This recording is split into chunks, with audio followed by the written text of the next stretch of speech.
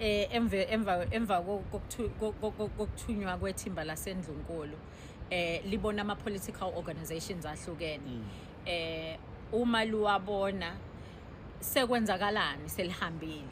lifika nomlayezo thini yini eyenze kwavuka lo mlayezo owa 2 days ago uma kuvela that platform isho ukuthini emotion le esukumile and for iParliament maselithathe lesinqumo isikhuluma ngomthetho maselithathe leso sinqumo iParliament kushuthi kuphela lapho ngifuna nyambo sekufike la understand khona ukuthi konje kuza kanjani kwenziwa ama legislation singekho about us ngoba kwamanje sikhuluma affectwa izinto eka 1997 there are some things that were amended ngo-97 ezayisayinwe ngo-94 but ngo-97 zashintsha but abanikazi bazo it happened without them kodwa zenzeka kwenzakaleni ifikile delegation yaseNdlunkulu and then what happened uma lifika ithimba saba nenguyazana encane nomholi wethu phakathi eParliament ukuthi madoda yini nenihlala emakomiti namakhosi nelomhlaba ngizosihola einkulumeni ezizoba lapha nibona kanjani ngase ngiveza uhlangothi ukuthi ke yize kufika iNdlunkulu iholwa uNdunankulu wakwethu the matter in question udaba esixoxa alunga bukhosi but lungomhlaba ukuhlukanise ngoba la sikhona umhlaba umewodwa amakhosi amewodwa kodwa nasekuza inkosi nomuntu nankulu ehola amakhosi bezoxoxa ngengonyama ama trust kungakulahlekeli ukuthi abazange uzoxoxa ngamakhosi bazoxoxa ngomhlaba wamakhosi kusho ukuthi ke hlukanisa ke sizoxoxa ngomhlaba ume lapho bekuvele kukusela kwakhona lokho how do you separate inkosi nalomhlaba uphinde ufake loyo ohlanga laphana but bona banamhlaba baona la ngaphandle kwalawa abanikene ngona amatayitela akhe kodwa ke thina umhlaba wase KZN is different from ezinye indawo so senikuhlukanisile ithimba elithunyiwe lifika lithini nina nithini yini ama developments akho what were we able to achieve emva kwalo visit emuva ke kubuyelana because thina fanele interpret labantu bethu nani fanele no interpreter lokho okwenzakele because thina sihlala eParliament azazi nokuthi nenzani makwenzakaleni siyasibona senjijelana nje singazi ukuthi biqale phi indaba awuyibekela umuntu onjengami nje inkosi yami kusho ukuthi ke emva kokuba ithimba laseNdlunkulu selihambele amaqembu wonke ngokuhlukana abamhlophe nabansundu ngoba ukuthi ke obonayo nonentshisekelo uzothatha isinyathelo sokuqala ukuthi hayibo lolu hambo lokuhanjelwa akuncane khona ukukushoyo yini esingayenza thina ukubaphendula sayithatha inkulumo ezingeni lweinhlangano zezombangazwe sayibekela ematafuleni eParliament naselihleli iParliament liwumkhandlu wezwe lonke okusho ukuthi siyaphuma emaqenjini sesihlala siyisigungu esenza inqumo sekuhulumeni ke manje futhi siyulo umlenze wokubusa ekuthiwa isishaya umthetho nasesishaya umthetho sishayela wonke umuntu othandayo nongathandi salithatha kodaba safaka into ekuthiwa emotion without notice okusho ukuthi isaziso osifaka kungazelele abantu behlezi bathi nje nabehlala batshela umbiko isimemezelo sithi umthetho usefake isicelo sokuthi amemezele udaba kithi sonke sihlangene lo ilezivela ngezimo eziphuthumayo siyaphuthuma lesi kodwa sifuna ukubona futhi ukuthi ubani oyimbuka kulento esizoyenza ngase ngiyaphakamisa ke ukuthi amakhosi ahlukumezwa imithetho engashintshi ongesiyona imithetho esusela emasikeni nasemagubhini sicela ukuthi leli Parliament likhumbule isithembiso elasenza ngabaqambi baleli Parliament mhlazana liba yelentando yeningi obaba bahamba phambili bavuma ukuthi uZulu wancengwa ukuthi uma ezongena okhethweni avume lento yokhetha sizokhetha umhlaba wethu uthukusile ungaxutshwa nalona ophethwe ngesingisi ophethwe ngesidashi nangeSodoma kwenzeka lokho kodwa akufezekanga iminyaka engama32 izinsuku ezimbili ukusukela namhlanje sivumele nengoye lethu ukuthi sonke siyakukhumbula lokho futhi siyabahlonipha laba obaba bahamba phambili ngalokho akekho ophikisayo umthethwa siyakunika imvume yokuthi memezela futhi sizokwenza kanti khona okunye ngochibiyelile ukuthi ke akusiko ukuvuma kodwa kuzoshintsha yonke imithetho okufaka nezinkantolo zethu ngoba sithi nase siushayela umthetho uye enkantolo inkantolo ifike ilwe nathi inkantolo aniyenzisanga ngokohlelo lomthetho sisekelo lo womkhumbi ke manje kodwa manje kulindele ukuthi usebenze kulaba bomhlaba kodwa angithi siphethwe le uKing Charles njoba elena usiphethe ngomthetho wakhe uyaqhubeka uyasebenza kanti utheni sesikhululile kanti usibophele ukuthi zohamba nje ibangana bese phinde sidonswa zinkantolo njalo uthi usuphumelele ngodaba lwakho oluvuna abantu abamnyama uvela inkantolo ithi ngokomthetho engiwufundayo angiboni into ethi intando yeningi ngakwalo mthetho uyasebenza ngibona abaningi behlukumeza bayingcasana ngakho akho mhlaba uzothathelwa belungu njengoba umongameli waseMelika ethi ke angamana abathathe abaselake eSouth Africa abantu abamhlophe bayahlukunyezwa ngizama ukuthi ke ufeziweke ukuthi uZulu sonke siyavuma makabe iconstitutional monarchy okusho ukuthi vele sekuvele kushiwo ngo1994 niyakhumbuzana manje walengiswa siyakhumbuzana bavuma sebevumile then ukuthi uZulu akayazi leyo nto ukuthi kusho ukuthini lento eyenzekile akekho nolethwe lo mbiko vele bekuphuthuma sebethunyiwe ukuthi ibuyana laba bebethunyiwe base behambile sisale thina sayinuka amakhwapha yithi ke siphakamise leso siphakamiso saphasa kusho ukuthi sonke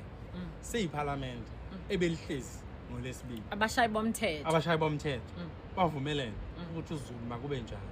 into kumele siyenze uthi wena senzani kusuka manje ukuthatha unyawo lokuqala sizosebenzisa ukukhankasa kwethu sonke it doesn't matter ukuthi uyiliphi iqembu ngoba benivuma nonke uma nje uhambela abantu ezindlini zabo shona ukuthi uZulu usenegunya unegunya okusho ukuthi asireduce to igunya ke manje okusho ukuthi ngaphandle kweRoyal Guard le ebese kuthiwa ino 93 million endlunkulu kodwa uhlele officeini lika Premier kodwa uzwa ngo Premier njoba kade beyile engathi iphinde yathi ukuba ngaphela lapha nomdala nendlunkulu ibanga ukuthi bayile bathi bayolanda into abayithunyiwe kushuthi undunankulu ufike wayikhohlwa yini ukuthi uya ezundunankulu not as a politician there uma kuthiwa bayolanda lokho abakuthunyiwe babuya basathi kuza kwiprovince ukuze ingonyama trust ihlale kwiprovince kusho ukuthi ingonyama noZulu sazozwa ngohulumeni wakaZulu Natal ngeshaya umthetho sakaZulu Natal esikhundleni sokuthi ishaya umthetho sakaZulu Natal sizwe ngengonyama bekwenzeka ke kodwa ke kancane lapho ngoba phela ngithi umntwana waphinda ngene wabamba wonke ama position uke waba uprime minister ngapha nangapha so kwabalula maye kwenza okuconfuse abanye ababengena ecathulweni zakho ukuthi wena phela unikwanga lawa ama position you are not part of ivumelwane as a result uzoba indunankulu nje ojwayelekile ukube kuthiwa umthetho ubufica uphile lapha kwalomthetho so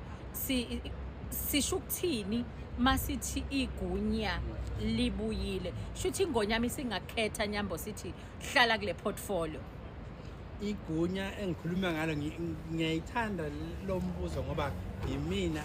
engihlazile uma ngenza lesiphakamiso eParliament kunama recordings ngishilo ngathi ngibeke ngesizulu ukuze ushuthi umuntu ongasazi isizulu ngingenzela futhi nokuthi phela vele bangangahambi ngoba kukhona ukuthi bangakuphikisa nasusho kodwa bengenzela ukuhumshela amazulu ukuthi ningizwe ngikushilo ngathi kunegunya eliphethwe inkantolo ngoba akusabuswa ngakulento ekuthiwa i-parliamentary sovereignty kusho ukuthi ukuzimela geqe noma umnqamlajuqu wey'nqumo ey'shaywa isishayamthetho sekuhlukile manje akasaqedi yonke inkulumo uqeda igonyama nendlunkulu manje sesibuyela igunya silibuyisile lama-natives lamangisi namadashi bengisakhanyisa ukuthi kwaba inqophamlando uZulu-ke vuma ukuthi hhayi-ke nisehlule uma nithi nina nizosenzela lokho esifisayo baze bathi konke kodwa lokhu akuzi kwenzeka nganene kokhetho kuyothi nakudlula ukhetho bese-ke kuyalungiswa kumiselwe namazwe omhlaba ukuthi azosilekelela amazulu akubone lokwenza sengingasho manje sengibuka emva kweminyaka ewu-32 ukuthi umntwana akaphinda angena uKhotheme ethe akeze uphume ePhalamende ngicabanga ukuthi abanye bethu abazi isizathu sokuthi akhothamele esePhalamende yingoba uthe wayethenjisiwe ukuthi lolu daba luyona lenziwe ukuze sinikeze ongangezwe lakhe okuqondene naye njengesithembiso sebekhotheme bonke abaqala le ndlela kodwa ngenhlanhla siphile esikhathini esihle lapho iy'khathi ziyiphindaphinda lolu daba luphinde lwavuka la ngithola-ke nami manje ngisePhalamende kimi kube yinto enkulu ngase ngiliphatha leli bhuku ngiyalibona ngasithola nalesi qophamazwi ngawalalela ngase ngicija iqhingasu lokuthi yini ongayisebenzisa manje utshele lonke leli Phalamende lihlezi ngaphandle kulitshela ukuthi lungelani ukuthi ngizothi yiloko kuthiwa emotion without notice kusho ukuthi vele uphakame nje ngaphakami nganikwa ithuba ngase ngithi mina ingqikithi yenkulumo inhle izokhuluma ngamakhosi ukuthi axhashaza nomthetho kanjalo kodwa khona into engashayi khona kahle khona into engathi ncane akushayi khona khona engikufisa nangingathi thasi kwaba ukuthi uZulu wathenjiswa kuze kuye manje akakaze anikezwe ngicabanga ukuthi sekuyisisikhathi sokuthi akunikwe ngoba kubhalwe naphansi kunafakazi bonke angiqambi into entsha ngithe nje mina ngizosho lokho ngase ngithi mina uZulu wathenjiswa ukuba i-constitutional monarch kusho ukuthini lokho kusho ukuthi isilo siyokwazi ukuba uhulumeni ngokuzimele salapha KwaZulu-Natal bese uhulumeni lona ke-administration ukuphathwa kwemisebenzi yabantu nokuthuthukiswa nani uyena uzokhomba asho ukuthi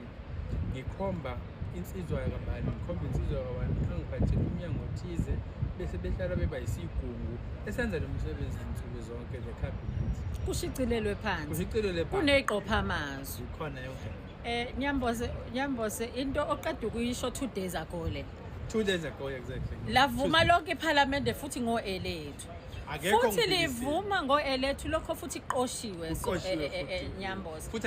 ngekusashintsha futhi ngoba phela umthetho lona nisebenza ngomthetho yikho nina nexivizo lezi zokhomishina nami nje sami sikhona uzongixivizela ukuthi uxivizani mawuxivizile nje ngifuna into engayixivisa noma yini mawuxivizile original copy engisayinde futhi-ke bonke okhomishina bebehlangene ePhalamende sonke kukhona 2 days ago ngomhla ka-5 khona baqopha iqophamazwi njengaleyo recording esikhuluma ngayo ebingasho kusha futhi nokunye kwaphinde kwabhalwa phansi njengoba kwakubhala le nsizwa yaseKenya njengalesiya sikhathi yini umehluko Nyambose kulokho because fanele indlunkulu interpretelwe iyakwazi lokho esikhuluma ngakho but njengamanje njengoba kufanele ku-implementwe ithumela ngoba lenkulumo ye-CV isiye ku-presidency upresident ehlangana ne-office lobukhosi kufanele kufinalizwe the implementation okuphelele ngoba kuyenziwa already but kuyenziwa akuphelele because still ugovernment usasele usas administrator, that's why sinomsindo ngonyama transport, because that's not ukhosi. Ama members a deploy yilo le parliament ngemadlana yabo le aba 23 million engangenanga ka ifaka ngakunyotho ke manje babhizi ke bagawule emakhosini ke manje kuma royalties amakhosi without iauthority yabo, ngoba unyotho phela nje bethe uyabaxosha nje uzongayifaki vele imali. Already laba abantu abahleli lapha ziboshwa Nyamboza ngoba bayantshontsha. If beyisebenzisile le mali engikhuluma ngayo between manje nale date esikhuluma ngayo, between umhla ka 1 April nale date esikhuluma ngayo yanamhlanje ngoba umhla ka 7